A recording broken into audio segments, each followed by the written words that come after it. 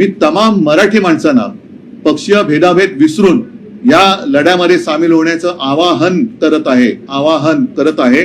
मग याच्यामध्ये आपल्या अगदी मी म्हणेन चित्रपट सृष्टीतले विशेषतः मराठी, मग त्याच्यात मोठी मोठी नावं आहेत, त्यांनी सुद्धा उतरायला पाहिजे, खेळाडूंनी उतरायला पाहिजे, साहित्यिक तर आलेच, अगदी वकील असतील, सगळ्यांनीच जे जे मराठी भाषेचे पुत्र आहेत, सुपुत्र आहेत, मग ते मुलं मुली दोन्ही, आणि मराठी भाषा त्यांना त्यांच्या हृदयात आहे, त्यांची मातृभाषा आहे, आणि मराठी भाषेवरती जे प्रेम करतात ते पक्षभेद विसरून अगदी भाजपमधले सुद्धा अस्सल मराठी माणसं, कारण भाजपमध्ये आता अस्सल लोक शोधणं हा सुद्धा एक संशोधनाचा विषय झालेला आहे.